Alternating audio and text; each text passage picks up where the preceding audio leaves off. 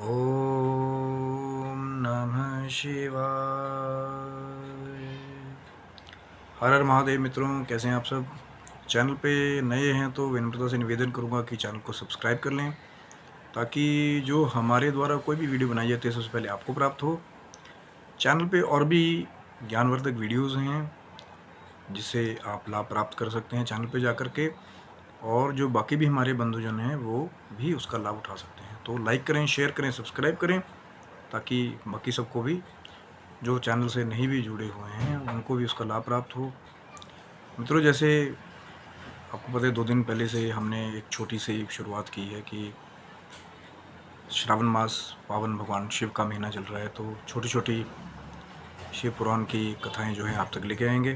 क्योंकि जिनके पास ज़्यादा समय नहीं है, जो मंदिर नहीं जा सकते हैं, जो ज़्यादा समय नहीं दे सकते हैं, तो उनके लिए ये कोशिश की है कि कम समय की छोटी शिव पुराण की कथाएं जो रोचक हैं वो लाई जाएं, ताकि जो शिव कृपा है वो आप सबके ऊपर भी, जो नहीं मंदिर जा सकते उनके ऊपर बनी रहे।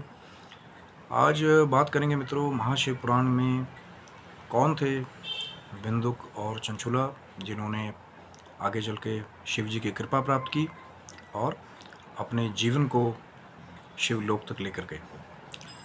वाशकल नाम के क्षेत्र में एक ऐसा किरातों का प्रदेश भी बताया जाता था जहाँ पे लोग जो है वो आचार से भ्रष्ट थे, धर्म को ना मानने वाले थे, शास्त्र को ना मानने वाले थे, सिर्फ अपनी क्षुधा को शांत करने के लिए कुछ भी कर सकते थे, अपनी पेट की भूख को शांत करने के लिए हत्या तक कर देते थे।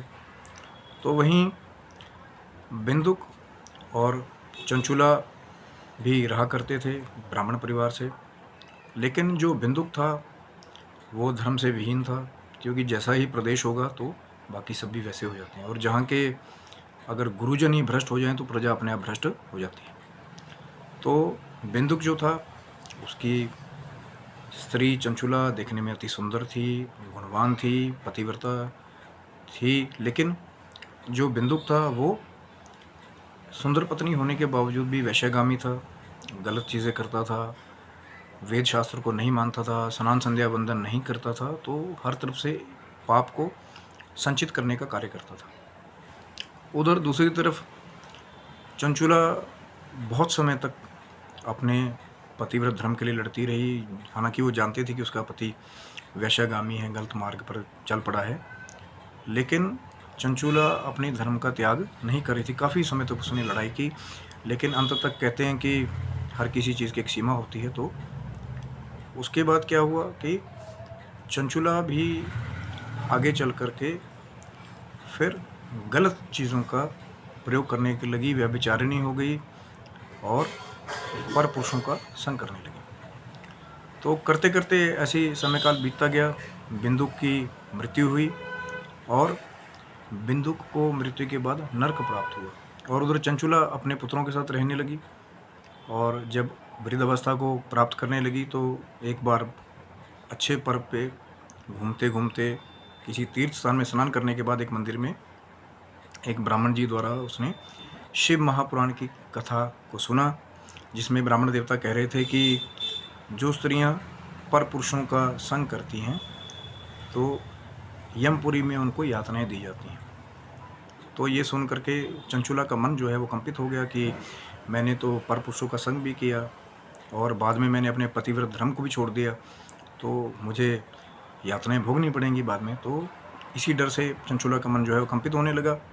तो जैसे ही कथा समाप्त हुई तो चंचुला ने ब्राह्मण देवता को प्रणाम किया और चरणों में गिर पड़ी कि महाराज, मेरा उद्धार कैसे होगा, कैसे मैं उस यमपुरी की यातना को सह पाऊंगी, मैं बहुत बड़ी पापनी हूँ, मैंने बहुत पाप किए हैं, मैंने अपने पतिव्रत धर्म को भी बाद में नहीं निभाया। तो ब्राह्मण देवता ने कहा कि कोई बात नहीं, जो बीत गया उसको वापस नहीं लाया जा सकता, आप भगवान शिव की, शिव महापुराण की कथा का श्रवण करें और अपने आप को भगवान शिव के चरणों में अर्पित कर दे और उनकी शरण ग्रहण करें। भगवान शिव सब पे कृपा करने वाले हैं, आप पे भी कृपा करेंगे। चंचुला ने वहीं उसी क्षेत्र में ब्राह्मण देवता से शिव महापुराण की कथा सुनी, जिसके बाद कहते हैं कि शरीर त्यागने के बाद चंचुला जो है वो सीधा शिवलोक प्राप्त हुआ, और वहाँ जा कर के माँ पार्वती की भी वो सखी बन गई। अब चंचुला को तो शिवलोक प्राप्त हो गया, लेकिन कहते हैं कि एक बार माँ पार्वती के सम्मुख जाकर के चंचुला रोने लगी शिवलोक में ही। तो माँ ने कारण पूछा कि क्या कारण है सखी, जो आप दुखी हैं, व्यथित हैं। तो ऐसे ऐसे चंचुला ने कहा कि माँ, मेरे पति जो है वो आचार से भ्रष्ट थे, वैश्यगामी थे, पता नहीं उनकी गति क्या हुई होगी। तो माँ पार्वती ने बताया, हाँ, वो बहुत पापी था, वैश्यगामी था, गलत कार्य करता था और मृत्यु का उसको नरक की प्राप्ति हुई।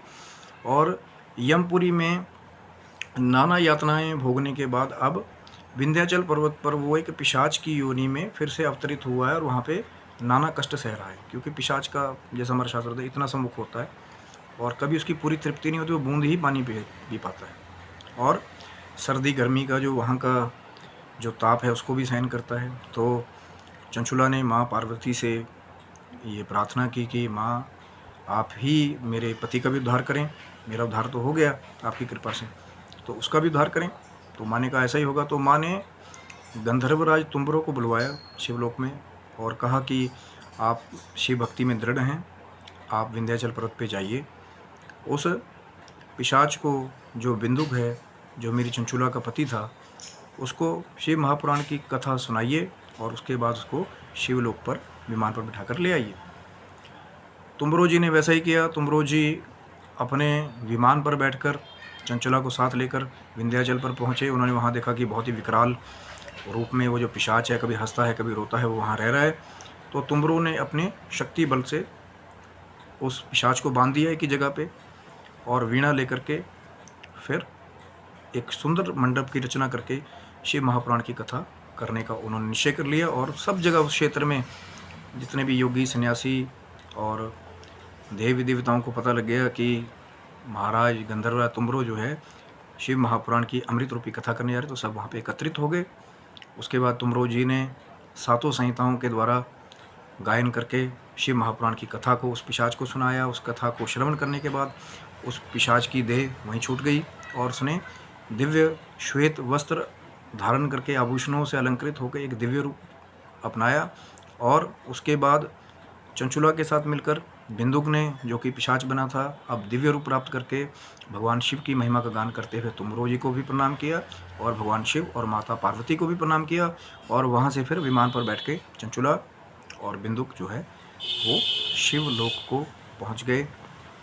तो ये थी मित्रों चंचुला और बिंदुक की महाशिव पुराण में वर्णित कथा कि कैसे व्यभिचार करने के बाद भी, ये एक कथा का एक बहुत ही सुंदर रूप है। लेकिन बार बार वही बात कहता हूँ कि जब आप भाव के साथ कथा सुनते हैं, पिशाच था उसको बांधा हुआ था, तो कुछ ऐसे नियम हैं कि उनको करने के बाद ही फिर, जैसे कि अभी मैं शायद किसी और वीडियो में बात करूँगा, एक समय भोजन करना, ज़मीन पे सोना और कथा करने का भी एक समय है, कुछ घड़ी तक कब विश्राम करना है। वेद में बहुत कुछ है, लेकिन थोड़ा थोड़ा कलिकाल की वजह से लोग अब उन चीज़ों को थोड़ा थोड़ा बदलने लगे हैं।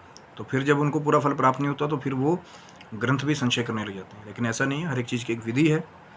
और पिशाच ने बिना कुछ खाए पिए उस कथा को सुना, उसका भाव था, क्योंकि वो कष्ट में था। मुक्त तो सब होने जाते हैं, कोई पिशाच योनि में होगा तो भी मुक्त होना चाहेगा। और बाद में अंत में शिवलोक को प्राप्त किया। तो ये शिव महापुराण की महिमा है, भगवान शिव की साक्षात कृपा है कि शिव जी की कृपा से ही किसी को इस दिव्य कथा की प्राप्ति होती है।